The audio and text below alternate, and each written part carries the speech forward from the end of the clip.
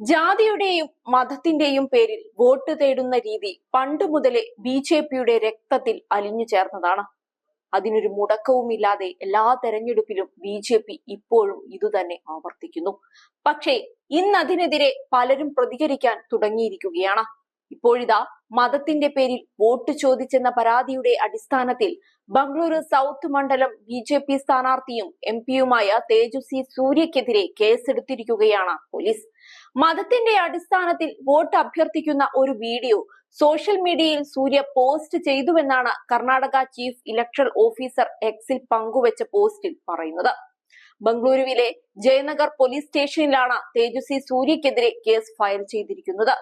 ബി.ജെ.പിയെ പിന്തുണയ്ക്കുന്ന 80% ആളുകളുണ്ടെങ്കിലും 20% മാത്രമാണ് വോട്ട് ചെയ്യുന്നതെന്നും കോൺഗ്രസിന് 20% വോട്ടർമാരെ ഉള്ളൂവെങ്കിലും 80% ആളുകളും വോട്ട് ചെയ്യുന്നുണ്ടെന്നുമായിരുന്നു തേജസ്വി സൂര്യ സാമൂഹ്യ മാധ്യമങ്ങളിലൂടെ അഭിപ്രായപ്പെട്ടത്. അതേസമയം വോട്ട് രേഖപ്പെടുത്തിയ ശേഷം എം.പി മാധ്യമപ്രവർത്തകരോട് പ്രതികരിച്ചത് ഇങ്ങനെയായിരുന്നു.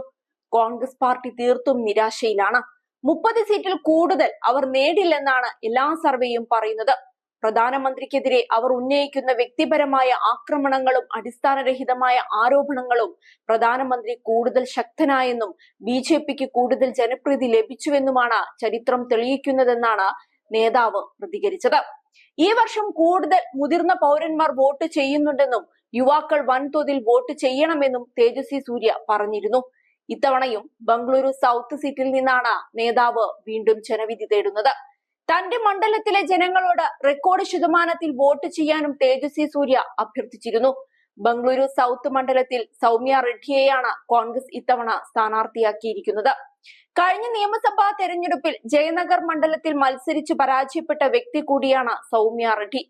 അതേസമയം രണ്ടാം ഘട്ട വോട്ടെടുപ്പിൽ രാജ്യത്താകെ 61% പോളിംഗ് ആണ് രേഖപ്പെടുത്തിയത്. 13 സംസ്ഥാനങ്ങളിലായി 88 മണ്ഡലങ്ങളിലേക്കാണ് പോളിംഗ് നടന്നത്. കനത്ത ഉഷ്ണതരംഗത്തിനിടെയാണ് രണ്ടാം ഘട്ട പോളിംഗ് പലയിടങ്ങളിലും നടന്നത്. ത്രിപുരയിലാണ് കൂടുതൽ പോളിംഗ് രേഖപ്പെടുത്തിയത്. 77.53% ഇവിടെ പോളിംഗ് രേഖപ്പെടുത്തി. ഉത്തർപ്രദേശിലാണ് ഏറ്റവും കുറവ്, 52.74%.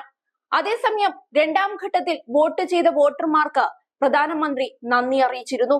എൻ.ഡി.എക്ക് ലഭിക്കുന്ന അഭൂതപൂർവമായ പിന്തുണ പ്രതിപക്ഷത്തെ കൂടുതൽ നിരാശപ്പെടുത്തുന്നുവെന്നാണ് മോദി ട്വീറ്റ് ചെയ്തത്.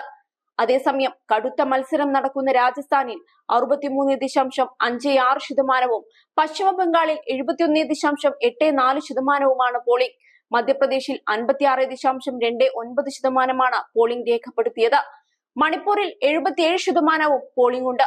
ബി.ജെ.പിയുടെ ശക്തി കേന്ദ്രങ്ങളിൽ പലതിലും വോട്ട് കുറഞ്ഞിട്ടുണ്ട്.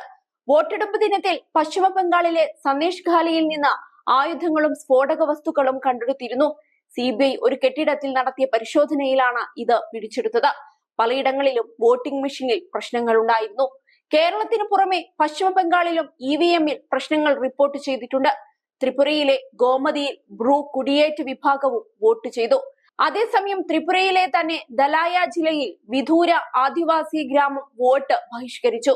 ഇവരുടെ ഗ്രാമത്തിലേക്കുള്ള 7 കിലോമീറ്റർ നീളുന്ന റോഡ് നന്നാക്കാത്തതിൽ പ്രതിഷേധിച്ചാണ് വോട്ടെടുപ്പ് ബഹിഷ്കരിച്ചത്. ഇവിടെ ഏകദേശം 900 പേരാണ് താമസിക്കുന്നത്. മാസങ്ങളായി ഇവർ റോഡ് നന്നാക്കാനായി ആവശ്യപ്പെടുന്നുണ്ട്. എല്ലാം കൊണ്ടും ഇത്തവണത്തെ തെരഞ്ഞെടുപ്പ് സംഭവ ബഹുലമായിരുന്നു.